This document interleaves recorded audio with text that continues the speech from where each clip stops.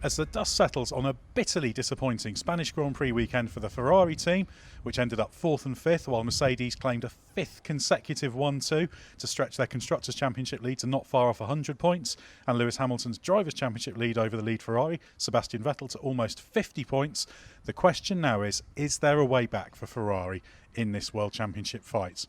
Now I'm joined by Scott Mitchell, and Scott, Ferrari came into this weekend with high hopes, an accelerated engine upgrade, aerodynamic tweaks, and yet Sebastian Vettel 8 tenths off in qualifying and then nowhere in the race.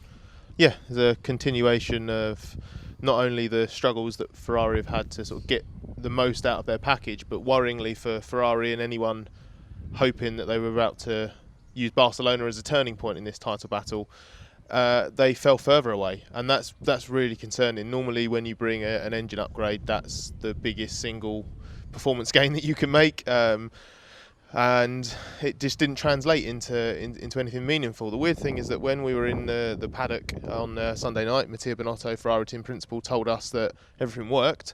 The engine upgrade worked well, straight line speed seems quite good, they're happy with it. The minor updates they brought on the car seem to work, but it's just not enough. Insufficient was the word that he used. Well below expectations, the result for the weekend, and you pointed out the numbers, they don't lie. It's 5-1-2 finishes for Mercedes. Ferrari off the podium again, beaten by Red Bull. For a race that was meant to be the turning point in their season, it couldn't have gone any worse. And of course, it could yet get worse, couldn't it? Because Mercedes obviously have an engine upgrade coming. That'll come on a normal schedule. They've got more car parts coming. They're unusually confident, shall we say, in what they're saying about the upgrades they've got. It feels to me like Mercedes, who a few months ago were a little bit unsure, maybe they were quietly confident in the background, but they were playing things down. Now they're willing to be a little bit bullish in public, which is really, really worrying for Ferrari, isn't it? It's probably the worst sign that Ferrari could have about what's coming, because this is the thing.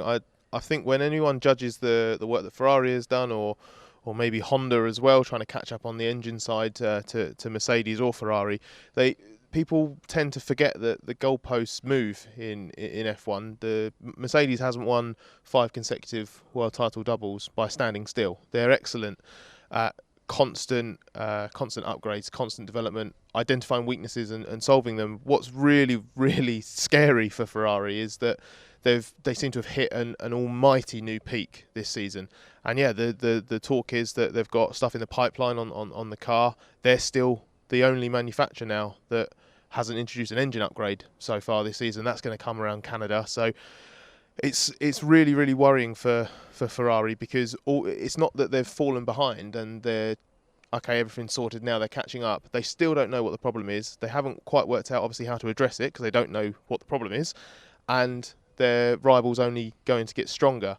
Combine that with the fact that Mercedes was ultra strong in the final sector at Barcelona, and we're going to go to Monaco, a place where Mercedes has traditionally not been at the races, and they're arguably the favourite, and that says all you need to know really about the form book at the moment in 2019. Well, right now that means it feels like it is actually going to get worse before it gets better, and that's if it gets better. Ferrari is really in a difficult situation, and yeah, I watched in the final sector, trackside, to just try and compare the Ferrari to the Mercedes in the slow chicane. The Ferrari was fine; it didn't look bad. It was just the corner speed's just not quite as big. And if they brought the car and the upgrades and said, oh, this isn't working, the engine we're a bit conservative with because we want to play it in, or we've got a balance problem, we think we've got an idea of how to dial it out, you'd think, well, okay, they've got a pathway, but Ferrari, as you say, the developments are working, so this is their correct level, and they're actually battling with Red Bull now. Red Bull, Max Verstappen actually finished third ahead of both Ferraris in Barcelona, so they've got this double whammy in that Mercedes are off in the distance,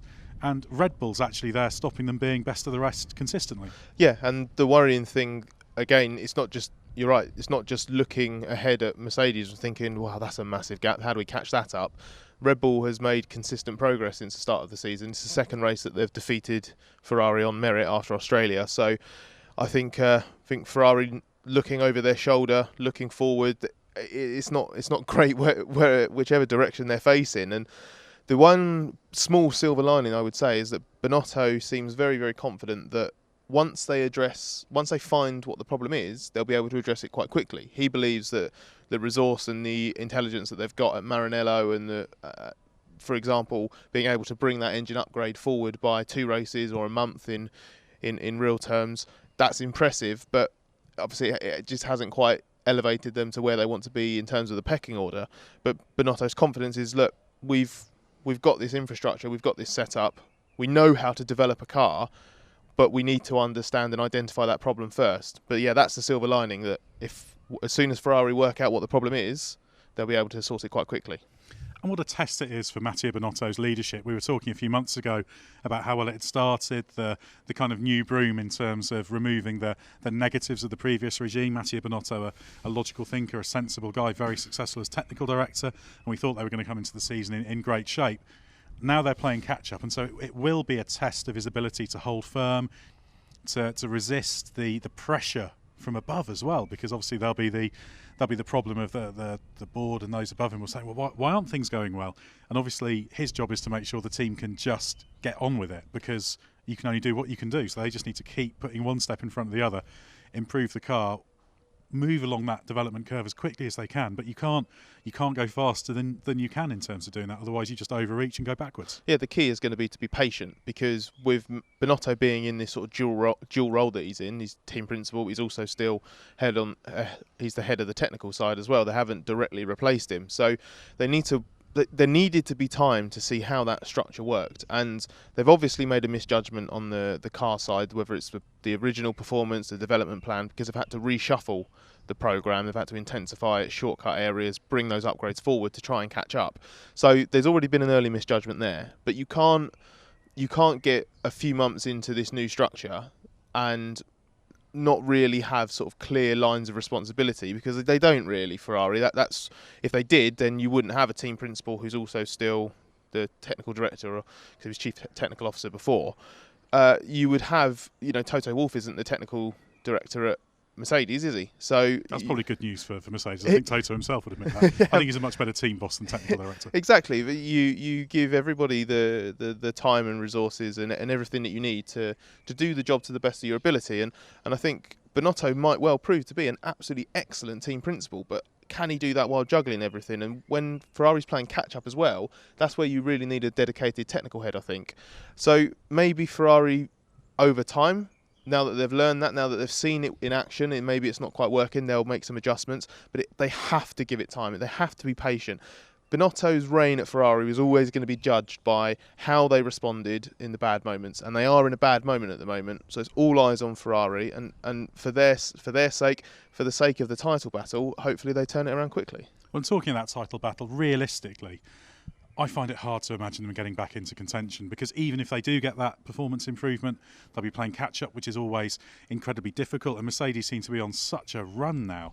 So it almost feels like the important thing is now for the team to stay on its course, try and improve, and almost be in a good position for next year. There's still 16 races to go. Of course they can fight back, but if you've just been on the receiving end of 5 1-2s in 5 races, you're not just on the back foot, you've been knocked down.